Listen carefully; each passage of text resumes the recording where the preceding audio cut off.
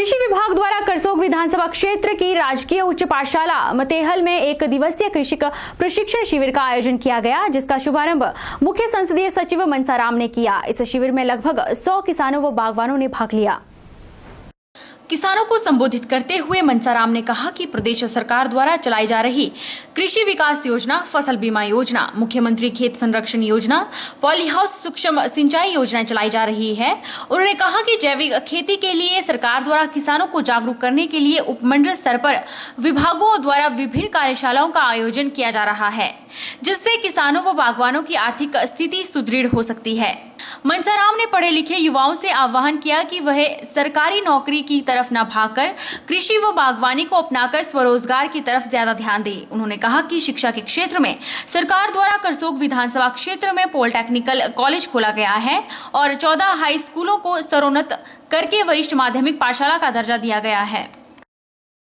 30 जून को मंडी बाजार बंद रहेगा। जीएसटी को लेकर भारतीय उद्योग व्यापार मंडल 30 जून को आह्वान किए गए राष्ट्रीय व्यापी भारत बंद में मंडी जिला व्यापार मंडल पूरी तरह से सहयोग करते हुए राष्ट्रीय व्यापी भारत बंद में शामिल होगा।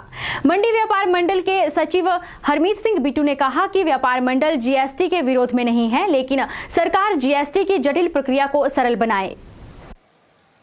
व्यापार मंडल के सचिव हरमीत सिंह बिट्टू ने बताया कि व्यापारी वर्ग जीएसटी को लागू किए जाने के विरोध में नहीं है और न ही व्यापारियों को टैक्स जमा करवाने में कोई दिक्कत है, लेकिन सरकार जिस तरह से आनन फानन में जीएसटी को लागू करने जा रही है, इससे देश भर के व्यापारी वर्ग में रोष व्यक्त है।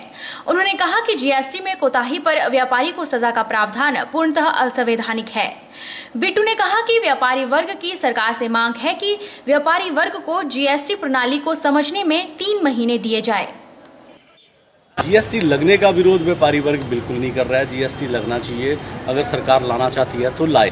जीएसटी में जो प्रावधान दिए गए हैं, जैसे कि जीएसटी में सजा का प्रावधान भी है, अगर आप कोताही बरतते हैं थोड़ा सा भी जीएसटी को फॉलो करने में तो आपको सजा भी दी जा सकती है। हमारा विरोध जो है वो सिर्फ इसकी इम्प्लीमेंटेशन को लेके है और इसमें जो सख्त प्रावधान व्यापारियों के खिलाफ किए गए हैं उसके खिलाफ है। हम चाहते हैं, हमारी सरकार से पुरजोर मांग है कि ये प्रावधान जो है इनको सॉफ्ट किया जाए, व्यापारी हित में किया जाए, प्लस व्यापारियों को इसको लागू करने में जो है वो कम से कम 3 महीने, हम तो बोलते हैं 6 महीने, लेकिन कम से कम 3 महीने का समय जो है वो सरकार दे, ताकि व्यापारी वर्ग इसको पूरी तरह से इसके प्रावधानों को समझ लें। उसके बाद जो है वो फ्रेंडली बना के इसको उस अपने अनुरूप बना के फिर इसको लागू करें और अपना व्यापार इसके अनुरूप चलाएं। हिमाचल प्रदेश के नन्हे मुन्ने बच्चे अब डीडी पंजाबी चैनल पर प्रसारित हो रहे रियलिटी शो किसमें कितना है दम पर अपने हुनर के जलवे दिखाएंगे। पंजाब की वीओम प्रोडक्शन संगरूर के बैनर तले चलाए जा रहे इस रियलिटी शो के लिए पूरे हिमाचल में बच्चों के ऑडिशन लिए जा रहे हैं। बिलासपुर में आयोजित ऑडिशन में भी करीब 250 बच्चों ने अपना टैलेंट दिखाया।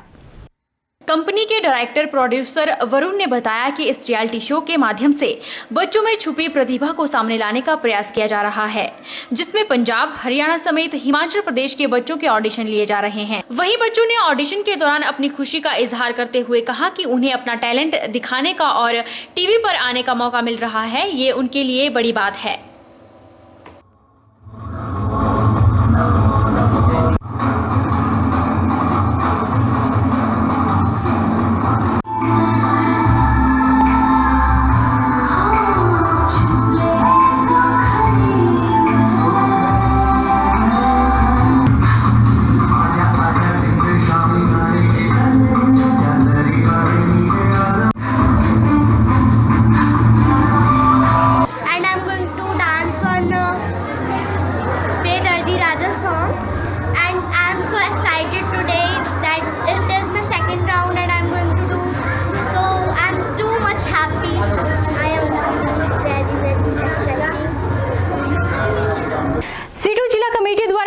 सरकार के खिलाफ धरना प्रदर्शन किया गया। केंद्र सरकार द्वारा पीएफ में कटौती के फैसले को लेकर सीटू अखिल भारतीय आह्वान के तहत मंडी में धरना प्रदर्शन किया गया। इस अवसर पर कमेटी के जिला सचिव ने कहा कि प्रदेश व केंद्र सरकार जन विरोधी नीतियों को लागू कर रही है, जिससे आम जनता आहत हो रही है। नहीं चलेगी, नहीं चलेगी, नहीं चलेगी।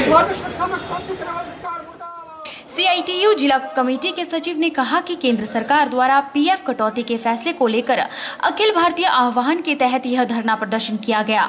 उन्होंने कहा कि पीएफ पर पहले 12% कटौती की जाती थी, लेकिन अब इस कटौती को 10% किया जा रहा है। सरकार हर साल पीएफ पर कटौती कर रही है, जो सही नहीं है। उन्होंने कहा कि प्रदेश सरकार व केंद्र सरकार जन विरोधी नीतियों को लागू कर रही है, जिससे आम जनता आहत हो रही है। राजेश ने कहा कि आने वाले समय में पीएफ कटौती को 12% नहीं किया गया तो आंदोलन और भी उग्र किया जाएगा।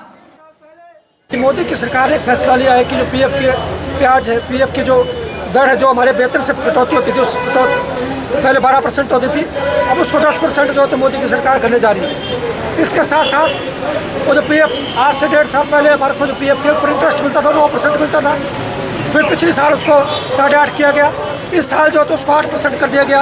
और अभी डिपोओं के अंदर जो चीनी है वो पिछले 3 महीनों से मिल रही है, तो उसकी सब्सिडी के अंदर अगर कटौती की जाएगी तो आने वाले दिनों में ये जो आंदोलन है ये तेज किया जाएगा। उसकी जो पूरी की पूरी जिम्मेदारी है हिंदुस्तान की सरकार की और हिमाचल प्रदेश की सरकार की होगी। वक्त तो चला है छोटे से ब्रेक का। ब्रेक के उस पार फौरन लौटेंगे, आप बने रहिए हमारे साथ।